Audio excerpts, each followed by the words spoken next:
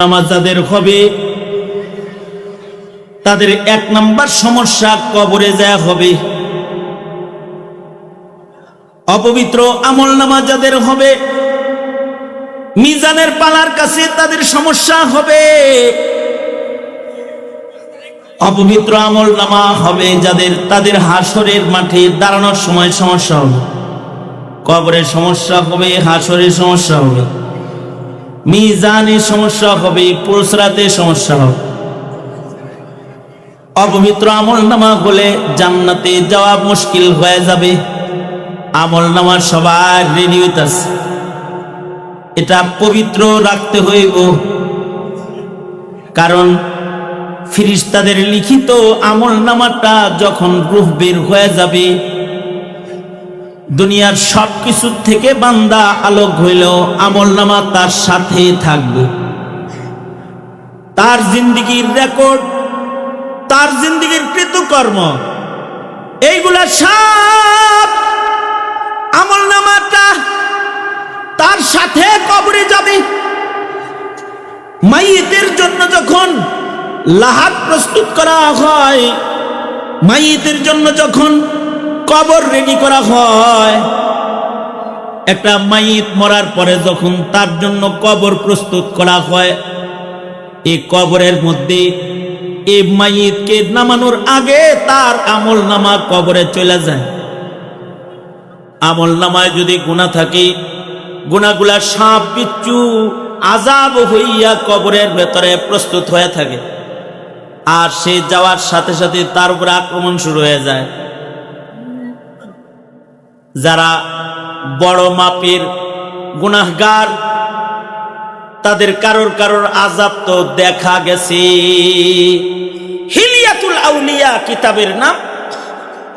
আব্দুল্লাহ ইবনে আব্বাস রাদিয়াল্লাহু আনহুমা তিনি নিজেই হজের সফরে যাইতেছেন, হজের সফরে যাচ্ছেন আব্দুল্লাহ ইবনে আব্বাস রাদিয়াল্লাহু আনহু।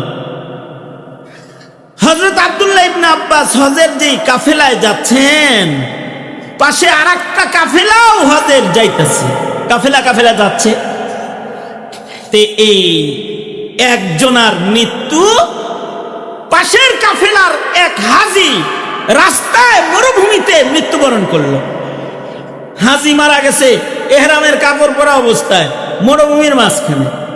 কিন্তু আজব বিষয় হলো, সাথীরা যখন তার জন্য কবর খনন করছেন, কবর খনন লাহাদ প্রস্তুত করা, কবর খনন করাও শেষ, মাইয়িতকে কবরের কাছে আনা হয়েছে, কেবল নামানো হবে, ঠিক তার আগেই দেখে বিরাট বড় একটা আজদাহা সাপ এসে কবরে মাইয়িতের জায়গায় পাশে শুয়ে পড়ছে।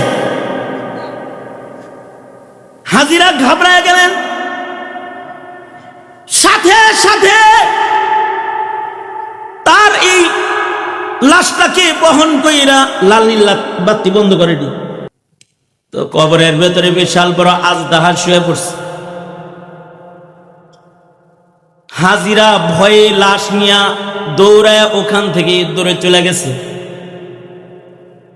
এই মাইয়িতের জন্য দ্বিতীয়বার আবার কবর প্রস্তুত করা হয়েছে।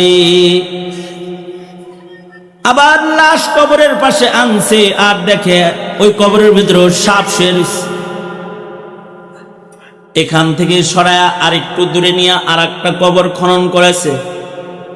সেখানে লাশ কবরে নামাবে, দেখে কবরের ভেতরে সাপ শুয়ে রয়েছে। চতুর্থ নাম্বার কবর আর একটা খনন করেছে। চতুর্থ কবর খনন করার পরে চতুর্থ কবরে দেখে আবার সাপ আর একটা শুয়ে রয়েছে। কবর খনন করলো কয়বার? 4 বার। কবরের ভেতরে আগে আইসা সাপ শুয়ে পড়ে। খবর পাইল সবাই পাশের কাফেলায় আছেন। আব্দুল্লাহ ইবনে আব্বাস রাইসুল মুফাসসিরিন ফিল ইসলাম, রাইসুল মুফাসসিরিন, নবীজির কাছ থেকে সবচেয়ে বেশি কোরআনে কারীম যিনি বুঝেছেন, তিনি আছেন পাশের কাফেলায়। সবাই মিলা ইবনে আব্বাসকে যা বলে, আল্লাহর নবীর সাহাবী, একটা মাইয়িতের জন্য 4টা কবর আমরা খনন করেছি, 4 কবরে লাশ নামানোর আগে সাপ এসে শুয়ে থাকে, কি করব আমরা? আব্দুল্লাহ ইবনে আব্বাস রাদিয়াল্লাহু আনহু বলেন, ওইটা তোমরা যেটা দেখো এটা সাপের আকৃতিতে তার আমলনামা, তার কৃতকর্ম আমলনামা কবরে শুয়ে যায়। তার আমলনামাটা তার আগে কবরে চলে যায়। তার আমলনামার মধ্যে গুনার সংখ্যা এত বেশি যে তার পাপগুলা তার আগে কবরের ভেতরে শুয়ে পড়ে। সুতরাং এই 4 কবরের যে কোনো এক কবরে তাকে দাফন করে দাও, কারণ সে মৃত্যুর আগে তওবা করে নাই। আমলনামার ভেতরে গুনাহ বেশি, এই গুনাহগুলা তার আগে কবরে যে শুয়ে রয়েছে, যে কোনো একটা নামায় দাও। নামায়া দিছে যে কোনো একটা। হাজিরা হজ শেষ করে যেই যারে দাফন করছে তার বাড়িতে গেছে, যা তার বিবিকে বলে, ইহরাম করা একজন হাজিকে কবরে নামাইলাম এক বিভৎস হালতে, তোমার স্বামীর ব্যাপারে, তুমি তো স্বামীর কাছের খবর জানো, তুমি কিছু বলো, কেন তার কবরের এই বেহাল অবস্থা? তো বলল, তার বেহাল অবস্থা হওয়ার পেছনে কারণ হইল সে তারই এক বন্ধুকে মরুভূমিতে হত্যা কইরা দাফন করছে। দাফন কইরা তার সম্পদ দখল করে সে আঙ্গুল ফুলা কলা গাছ হয়েছে, আর নিজে বুজুর্গ সাজার লেগে কাফন কইরা হজে গেছে। আল্লাহ পাক এইরকম জালিমের হারাম টাকার ইবাদত কবুল করে না বিধায় মনে হয় এই অবস্থা আমার স্বামীর হয়েছে। বহু বুঝাইছে কিন্তু বুঝ নেয় নাই, তার হারাম তাকে কবরে যাওয়ার সাথে সাথে পাকড়াও করেছে। এইরকম বুজুর্গ এই ইলেকশনে অভাব নাই, যারা টুপি মাথায় দেয় দিনদার সাজার জন্য, পাঞ্জাবি পরে দিনদার সাজার জন্য। আমার পরিচিত একটা ড্রাইভার আছে, সে ইদানিং একজন খুব জনপ্রিয় প্রার্থীর গাড়ি চালায়। তা আমি দেখা হয়েছে, পরে বললাম, কিরে কই আছস? এই নেতার লোকে আইলি যে, হুজুর ওনার গাড়ি চালাই। তুই তোর কপাল খুলে গেছে রে, কয়দিন পরে তো প্লাকওয়ালা গাড়ি চালাবি। কয় জি হুজুর, জি হুজুর। মাশাআল্লাহ, লোক তো খুব ভালো, কি সুন্দর বয়ান টয়ানও করলো, টুপি পাঞ্জাবি তো ভালোই ধরছে। কেমন নামাজ পড়ে তো আসলে ঠিক মতো? মসজিদে যায়, এখনো কোনোদিন ওযু করতে দেখিনি।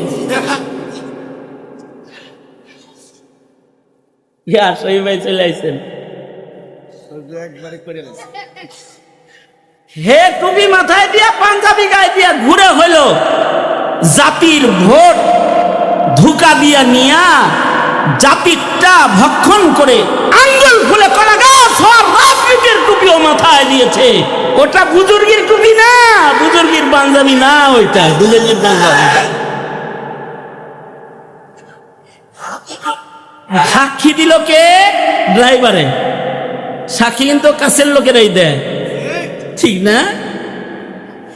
ইবনে আব্বাসের কাছে সাক্ষী দিল কে?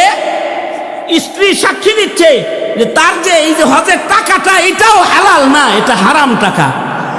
সে তার বন্ধুকে মরুভূমিতে পুঁতে রেখেছে হত্যা করে, আল্লাহ পাক তাকে মরুভূমিতেই শুয়াইছে সাপের কবরের আযাব সহকারে। এই হইল রহস্য। হ্যাঁ ঠিকই, মানুষের কৃতকর্ম মানুষের আগে কবরে যায়। কেউ যদি আকাম কুকাম বেশি করে, তার আকাম কুকাম কবরে আগে যায়। আর যদি কারোর আমলনামায় থাকে নামাজ, নামাজ আগে তার কবরে চলে যায়, ডান পাশে পাহারাদার হয়ে যায়। তারা আমাদের সব কিছু জানছে এবং তারা লিখছে।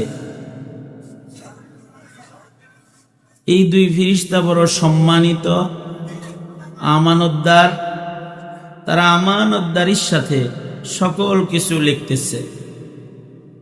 আল্লাহ পাক তাদের সম্পর্কে বলেন, কিরামান কাতিবিন ইয়ালামুনা মা তাফআলুন। দুইজন সম্মানিত কাতিব ফেরেশতা, এরা আমাদের সাথে আছে। ইয়ালামুনা মা তাফআলুন, তোমরা যা করো সব তারা জানে। যা করি, আলোতে আধারে, ঘরের ভেতরে বাহিরে, বাজারে, নির্জন স্থানে, যেখানে আমরা যা করি সবই দুই ফেরেশতা জানে। তারা আমাদের সার্বক্ষণিক সঙ্গী।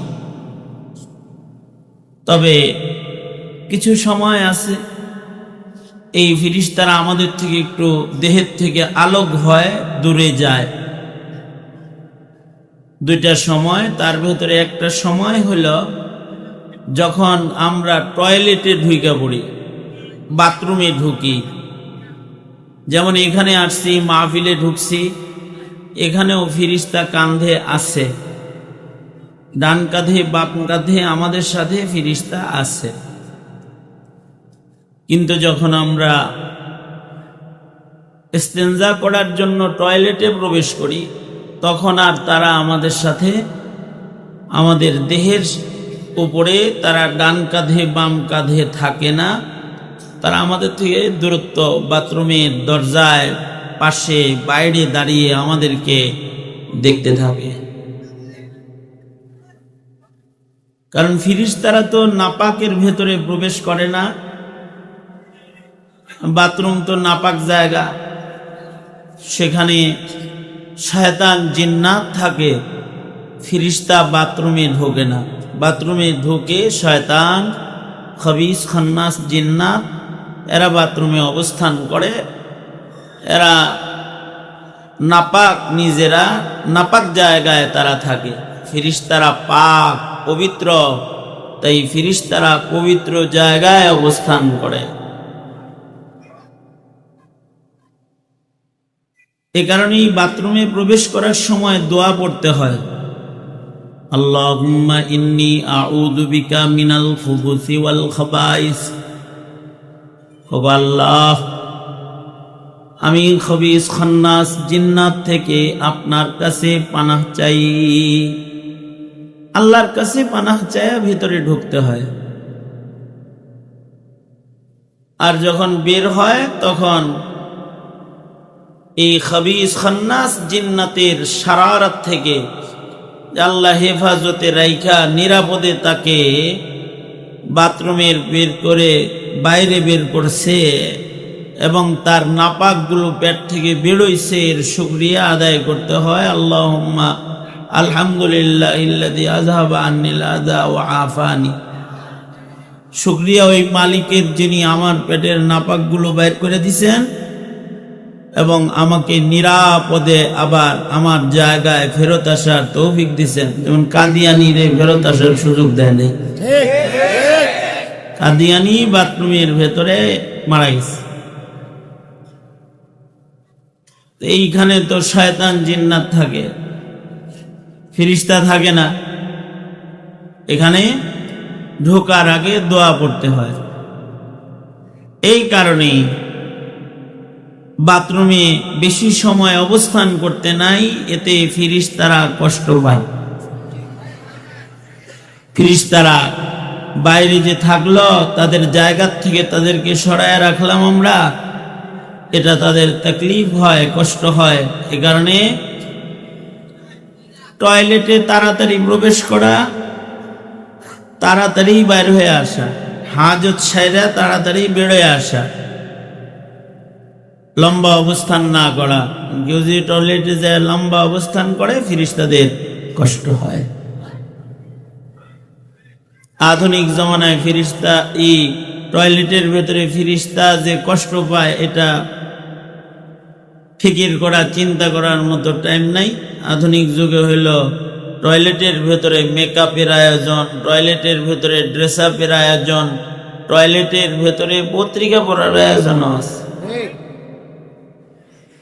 কিছু কিছু খবিস আছে টয়লেটের ভেতরে পত্রিকার সেলফ রাখে, বাথরুমে গেলে বাইরেতে চায় না, মেকআপ টেকআপ কইরা তারপরে বাইরে। ড্রেসিং রুম, মেকআপ রুম আলাদা রাখবে।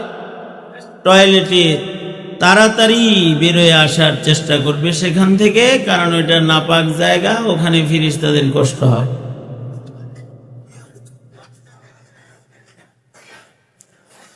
ফেরেশতারা ওই সময় সাথে থাকে না, কিন্তু এখানে আসি, এখানে আমাদের সাথে ওরা আছে, ওরা জিকির করতেছে, আল্লাহু আকবার, জিকির করতেছে।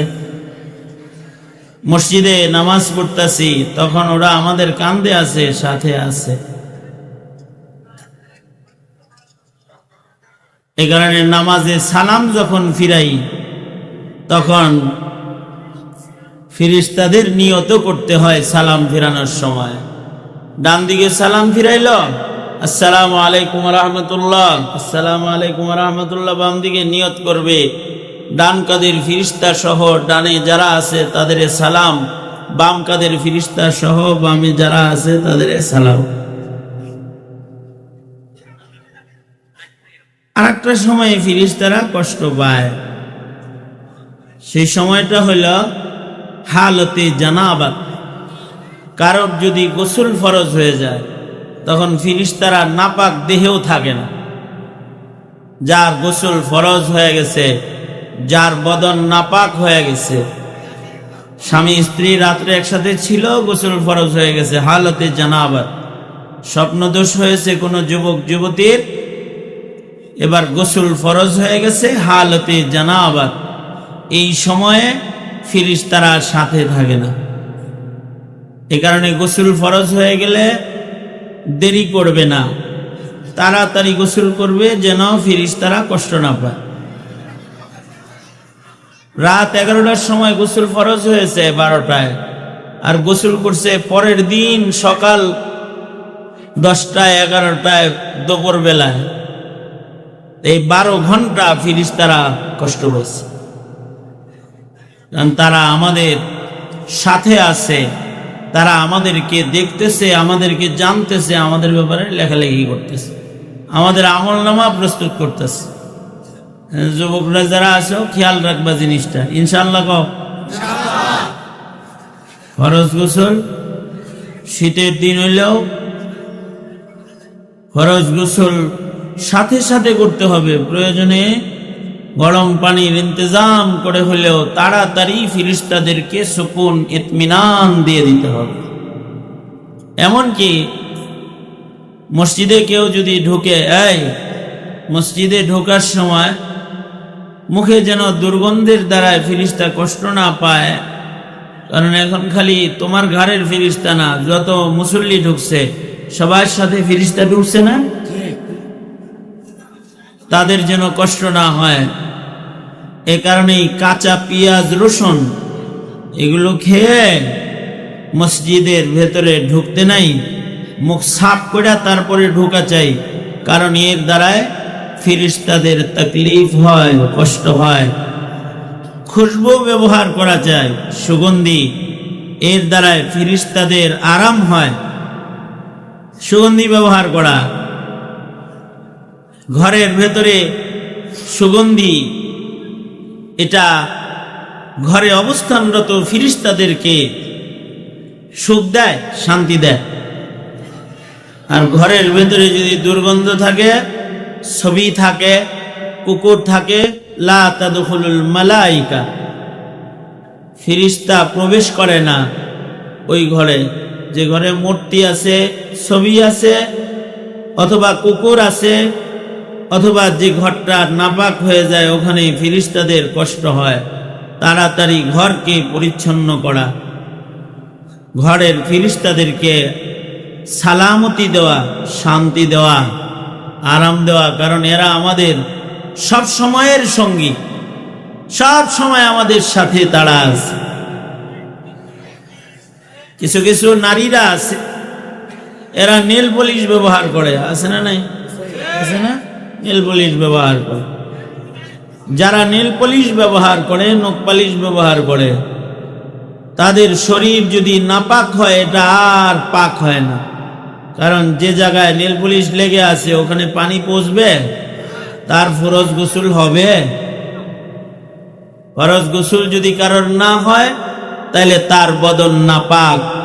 এই নাপাক বদন জানাবাতের হালাত মাসের পর মাস অনেক নারী লালন পালন করে নেল পলিশের খাতিরে। এর আঙ্গুলের মাথাটা একটু সুন্দর দেখা যাইব, এই জন্য তার বদনকে সে নাপাক বানায় রাখে। আপনাদের এলাকায় নেল পলিশ বেচা কিনা হয় না, ঠিক না? যে বাবা তার মেয়েকে এরকম নেল পলিশ কিনে দেয়, যে স্বামী তার স্ত্রীকে নেল পলিশ কিনে দেয়, লাগাইতে কয় কয় খুব ফাইন লাগতেছে, এই ওটা এদিকে তাকা বেটা, কথা বলতেছি না আমি? আখবাসুন নাস কাহে। এই যে নেল পলিশ যে ব্যবহার করল, এটা অহরহ মুসলমানের ঘরের কেস, এটা ঠিক না? অহরহ না, এটা এটা ব্যাপক ভাবে এটা চলছে, যে নখে লাগায় রাখছে। কিন্তু যার নখে লাগাইল, নখটাকে ঢাইকা ফেলল, ওর গোসল হবে? ফরজ গোসল তো তার হবে না। তো ফরজ গোসল যদি না হয়, তার হালতে জানাবাতে আছে, হালতে জানাবাতে থাকলে এই দেহে ফেরেশতারা অবস্থান করে না। এজন্য তরিত পবিত্রতা অর্জন করা। এমনকি আল্লাহর রাসূল তো সব সময় ওযুর হালতে থাকতেন, শুধু গোসল করে দেহ পাক না, দেহটাকে ইবাদতের জন্য উপযুক্ত বানায় রাখতেন। আল্লাহু আকবার, জোরে করে বলেন। ওকে ইবাদতের উপযুক্ত বানায় রাখা, সব সময় বাওযু থাকা। বাওযু, বাওযু থাকলে ফেরেশতারা খুশি হয়, বদন পাক। বাওযু যারা থাকবে তাদের রূহ কবজ করতে আসলে রহমতের ফেরেশতারা তারে ঘিরে লয়। দেহটা পবিত্র, তার চতুর্দিকে রহমতের ফেরেশতা ঘিরে লয়।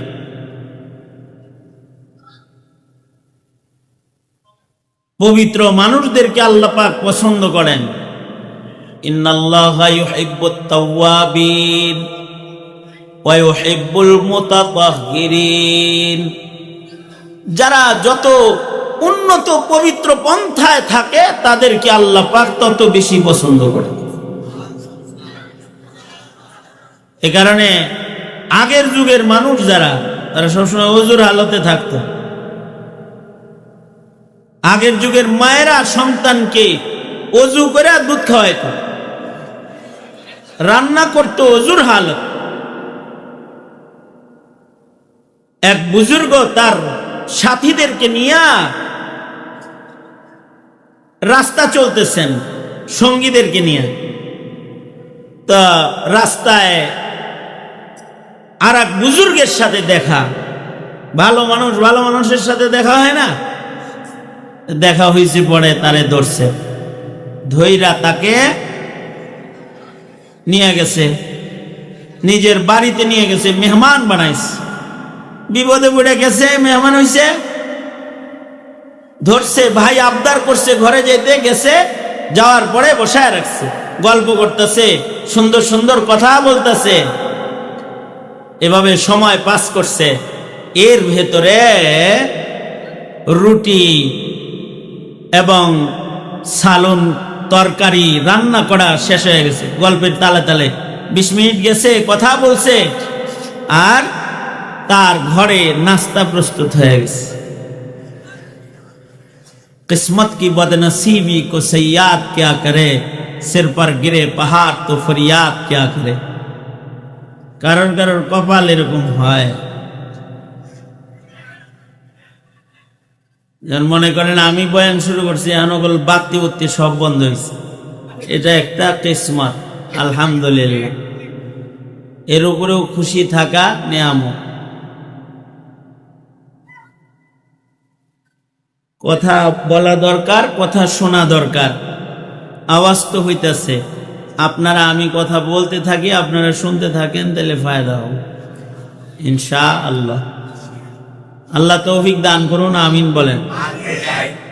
আপনারা যারা কথা শুনতেছেন দোনো হাত তোলেন তো, নাকি অন্য মানুষ আছেন? বাত্তিওয়ালার দিকে আছেন? হ্যাঁ, দোনো হাত সোজা করেন, নাড়াচাড়া দেন। এবার জবান হরকত করেন, নাড়াচাড়া দেন, জোরে আওয়াজ করে বলেন সুবহানাল্লাহ, আলহামদুলিল্লাহ, লা ইলাহা ইল্লাল্লাহ।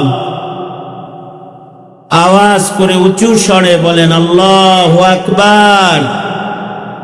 হাত নামান। এই যেমন আমার দিকে ছিলেন, আপনারা এইদিকে থাকেন। তুই যদি আবার উঠছস না, তোমাকে বলছি, তুমি যদি আবার উঠো, তাই আমি নাইমা তোমারে আগে গোতা দিব। গোতা বুঝছো? আমার মানিকগঞ্জে ভাষায় বলে ঘুষি, কিল, গোতা তোমারে দিব। এই তুমিও বসো, বসো। আমার বয়ান রেকর্ড করতে হবো না, বড় বড় যারা আসতেছে তাদের বয়ান রেকর্ড করতে, নড়াচড়া নাই।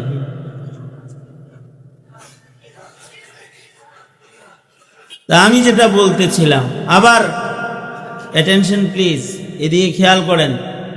এক হাত তোলেন। ডান হাত তুলছেন না বাম হাত তুলছেন? ডান হাত তুলছেন তো? হাত নামান। এই বুজুর্গের সাথে কথা বলে সময় কাটায় দিচ্ছে। এর ভেতরে কি রেডি হয়েছে? রুটি রেডি হয়েছে, বাজি রেডি হয়েছে, ডিম বাজি করছে, এগুলা আনার পরে বলতেছে প্লিজ অনুগ্রহ করে একটু মেহমান নেওয়াজি গ্রহণ করেন। এই লোক বলতেছে আমরা তো ক্ষুধার্ত না। কয় না, তারপরেও খান, মেহমানদারি করার সুন্নত খান। খাইতে চায় না যখন, কিছু মানুষ আছে না গিরিমিরি করে না খাইতে, এরকমই।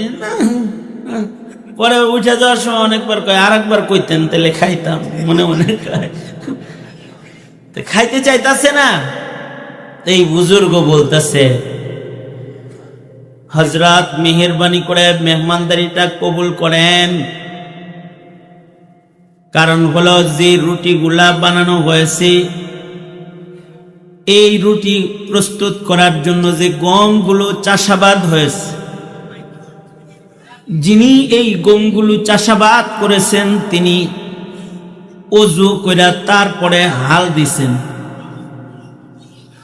ওযুর হালতে ওযু কইরা তারপরে পবিত্র অবস্থায় তিনি গম বনন করছেন। এই গমগুলো যে পরিচর্যা করছে বা ওযু করছে, নাপাক হাতে এর পরিচর্যাও করেনি, কেটেছেন উত্তম রূপে, ওযু কইরা ওযুর হালতে ফসল কাটছেন। আর ঘরে আনার পরে যে মহিলাটা এই গমগুলোকে আলাদা করছেন, তিনিও ওযুর হালতে এগুলোরে আলাদা করছেন। এগুলোরে বাড়া বেঁধে বেঁধে পিষে পিষে আটা বানাইছেন, ওযুর হালতে বানাইছেন, পবিত্র অবস্থায় বানাইছেন। এখন যখন এই গমগুলো দিয়া রুটি বানানো হয়েছে, তখন পবিত্র অবস্থায় ওযু কইরা রুটিটা বানানো হয়েছে, রান্নাটা পবিত্র হাতে হয়েছে। মেহেরবানি করে এগুলো খান, গ্রহণ করেন। এই বুজুর্গ এটা শোনার পরে এই খানার প্রতি কতটা আকর্ষণ হইতে পারে একটু চিন্তা করে দেখ। হযরত ইমামে আজম আবু হানিফা রাহমাতুল্লাহি আলাইহি ইমাম আবু ইউসুফের বাড়িতে যায় বেশি করে খাইছেন, কারণ রান্নাটা হয়েছিল পবিত্র অবস্থায়। রান্নাটা প্রস্তুত যিনি করেছে তিনি ওযু করে প্রস্তুত করছে। রান্নাটা যখন সামনে রাখছে তো সকিনা বর্ষণ হইতেছে, এটা দেখা যাইতেছে, তো বেশি খায়া ফেলছে। 4 জনের খানা একাই খায়া ফেলছেন। এবং এই রাত্রে খাবার খেয়ে তিনি একটা আয়াত থেকে 1000 মাসআলা ইস্তেমবাদ করছেন। এই যে পবিত্র হাতের রান্না বরকতপূর্ণ খানা খাইছে যে সময়ে বরকত হয়ে গেছে।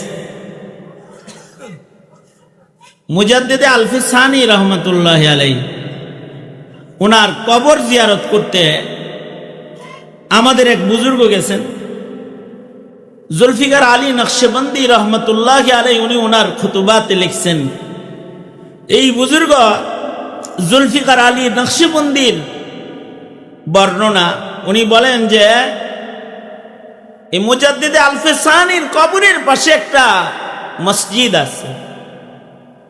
এই মসজিদে এক বুজুর্গ নামাজ পড়েছেন।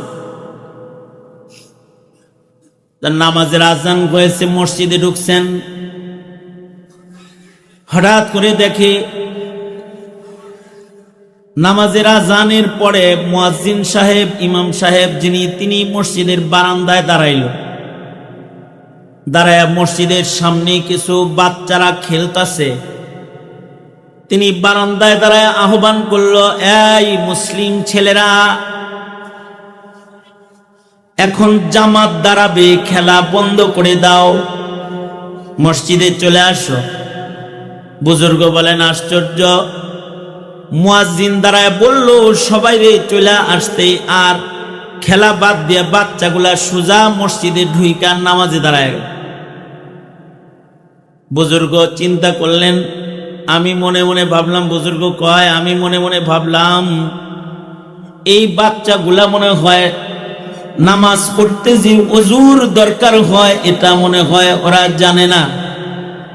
ওরা ওযু করলো না, খেলা বাদ দিয়ে মসজিদে ঢুকলো, আর মসজিদে ঢুইকা ওরা নামাজ আদায় করলো।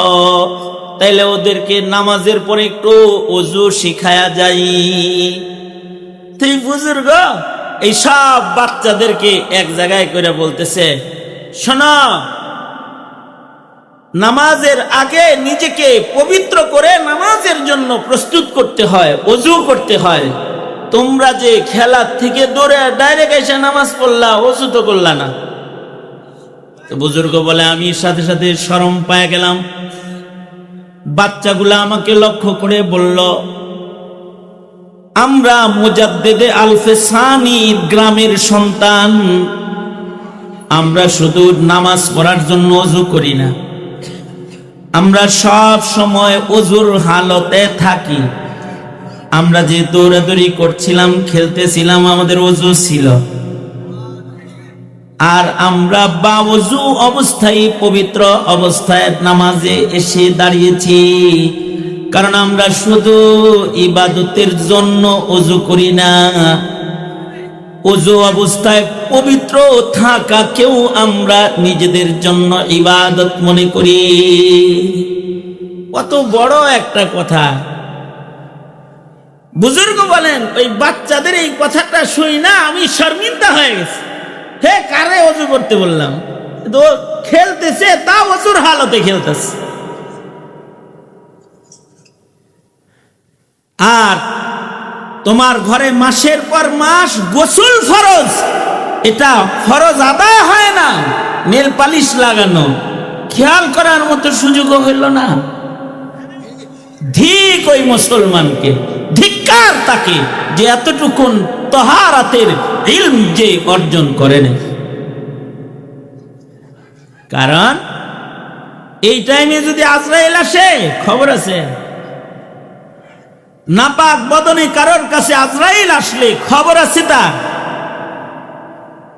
আর যদি নামাজের মুসল্লায় থাকে, পবিত্র অবস্থায় থাকে, তখন যদি আজরাইল আসে, তার বদন পাক, তো তার উপরে তখন আজরাইলের আচরণ রহমশীল আচরণ হবে, রহমের আচরণ হবে। কারণ হাদিস শরীফে আছে, আজরাইল যখন কারো রূহ কবজ করতে আসে, আয়েশা সর্বপ্রথম ঘাড়ের ফিরিস্তাদেরকে সালাম দেয়, মুসাফা করে, তাদের সাথে কথা বলে।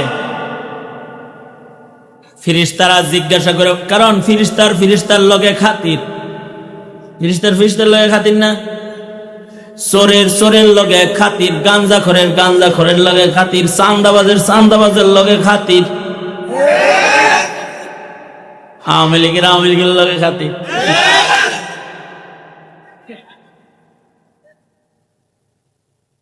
মৌলবীর লগে খাতির, যুবকের লগে খাতির, বুড়ার লগে খাতির। দেখবেন ডায়াবেটিসের হাঁটা হাঁটে বুড়ারা একসাথে হাঁটে, ঠিক না? আর বাচ্চাদের সাথে খাতির, ফিরিস্তাদের লগে বড় খাতির। ফিরিস্তাদের সাথে খাতির। এই ফিরিস্তারা এসে আজরাইল যখন আসে দলবল লইয়া রূহ কবজ করতে, তখন এই ফিরিস্তাদের লগে আগে আলাপচারিতা হয়। যদি লোকটা ভালো মানুষ হয়, পবিত্র লোক হয়, পাকসাফ মানুষ হয়, তার রূহটাও যদি পবিত্র হয়, সে যদি ইবাদতে অভ্যস্ত মানুষ হয়, তাইলে আজরাইল আসার সাথে সাথে এই ফিরিস্তারা আজরাইলকে বলতে থাকে, আজরাইল ভাই, আপনি কি আমাদের সবচেয়ে ঘনিষ্ঠ লম্বা সময়ের বন্ধুটাকে নিতে আইছেন নাকি? তার মানে কি, তার কি হায়াত শেষ হয়ে গেল নাকি? হ্যাঁ, নিতে আসছি। যখন বলে নিতে আসছি, তখন তারা বলে, নিতে যেহেতু আসছেন, তার ব্যাপারে আমাদের দুই ফিরিস্তার কিছু বক্তব্য আছে। সে আমাদের একজন ভালো বন্ধু, তাকে নিয়ে যাইবেন। আমরা একটা ভালো বন্ধু হারায় ফেলবো, আমাদের বিয়োগ যন্ত্রণা আমাদের কষ্ট দিতেছে। তো আমাদের বন্ধুর ব্যাপারে, বন্ধুর পক্ষ থেকে, বন্ধুর ব্যাপারে, সাথীর ব্যাপারে আমাদের উত্তম ভাইয়ের জন্য কিছু কথা আছে। ও আজরাইল ভাই, আপনি যে আমাদের এই সালেহ ভাইটাকে নিতে আসছেন, এই লোকটা কখনো আমাদের কষ্ট দেয় নাই।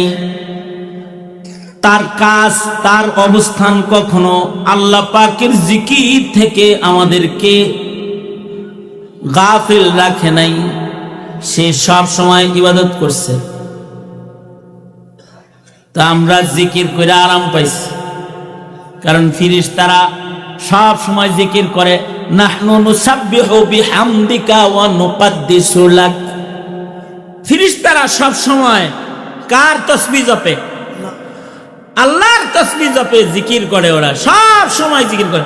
তো এই লোক কখনো আমাদের জিকিরে ব্যাঘাত ঘটায় নাই।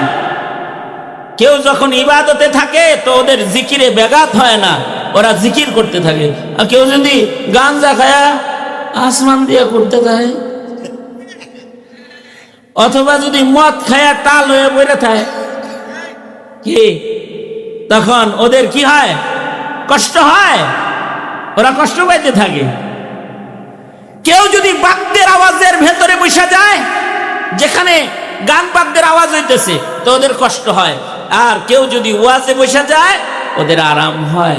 কারণ গাশিয়াতহুমুর রাহমা নাযালাত আলাইহিমুস সাকিনা, তাদের উপরে সাকিনা নাজিল হয়, রহমত তাদেরকে ঢাইকে নেয়। আল্লাহু আকবার জোরে করে বলেন। রহমতের ফিরিস্তারা রহমত পায়া খুশি হয়ে যায়। আর যদি গুনার পরিবেশে থাকে, তখন ওরা কষ্ট পায়। পাপের কাজে থাকে, ওরা কষ্ট পায়। তো লোকটা যদি নেককার হয়, তো ফিরিস্তারা বলে, ও আজরাইল ভাই, এই লোক আমাদেরকে কখনো আল্লাহ পাকের জিকির থেকে গাফেল রাখে নাই। টিভির ঘরে বয়া থাকে নাই, কিরণমালা দেখে নাই, সিনেমা দেখে নাই, ডান্স, বাদ্য, ছবি, সিনেমার পরিবেশে, নগ্ন পরিবেশে সময় কাটায় নাই। সে ভালো জায়গায় থাকছে, ভালো কাজ করছে, ভালো কথা বলছে, ভালোভাবে সময় কাটাইছে। সে আমাদেরকে কখনো জিকির থেকে গাফেল রাখে নাই। আমাদের এই ভালো বন্ধুটাকে একটু ভালো আচরণ করে লয়ে যান। ওরা সুপারিশ করে, কিরামান কাতিবিন যদি কারোর ব্যাপারে এরকম সুপারিশ করে, তো ফিরিস্তা আজরাইল তখন এই মাইয়িতের সাথে সুন্দর আচরণ করে। আল্লাহু আকবার জোরে করে, ভালো একটা আচরণ করে, ভালো আচরণ করে, ভালো আচরণ করে বলে। আল্লাহর রাসূল বলেন, তখন আজরাইল বলতে থাকে, উখরুজ ইয়া আইয়ুহার রূহুত তাইয়্যিব, এই পবিত্র আত্মা যে এ খাঁচার মধ্যে আছো, বেরোয় যাও। উখরুজ ইলার রাউহি ওয়ার রাইহান, উখরুজ ইলা জান্নাতিন নাঈম, বাইর হও, তোমাকে আল্লাহর জান্নাতে আমরা লয়ে যাই, তোমাকে আল্লাহ পাকের দিদারে লয়ে যাই। ফাদখুলি ফি ইবাদি ওয়াদখুলি জান্নাতি, আল্লাহর পক্ষ থেকে বলা হইতে থাকে। আর যদি লোকটা বদকার হয়, তাহলে ফেরেশতারা আজরাইল আসার সাথে সাথে বলে, তাড়াতাড়ি বাইর করেন, একটু নাজাত পাই, মুক্তি পাই, কারণ আমগরে খুব জ্বালাইছে, খালি আকাম কোকাম করে, কু কথা বলে, কুকর্ম করে, কুপরিবেশে থাকে, আমরা ওর উপরে ত্যক্ত বিরক্ত। সে আমাদেরকে আল্লাহ পাকের জিকির থেকে গাফেল রেখেছে। জলদি জলদি ও জিবরাইল ভাই, আজরাইল ভাই, আপনি জলদি জলদি আমাদের ছুটির ব্যবস্থা করে দেন। তখন আজরাইল এই লোকটার সামনে দাঁড়ায়া বলতে থাকে, উখরুজ ইয়া আইয়ুহার রূহুল খাবিস, এই নিকৃষ্ট রূহ যেটা এখানে আছিস, বেরোয় যা। এইটা বলে যদি ডাক দেয় কাউরে, তো তখন তার মৃত্যু যন্ত্রণা শুরু হয়ে যায়, কঠিন যন্ত্রণা সহকারে তার মৃত্যু হয়। এইলে বুঝে থাকলে বলেন, ঘাড়ের ফিরিস্তারে পক্ষে রাখা দরকার না বিপক্ষে রাখা দরকার? হ্যাঁ, জোরে আওয়াজ করে বলেন, পক্ষে রাখা দরকার না বিপক্ষে রাখা দরকার? পক্ষে।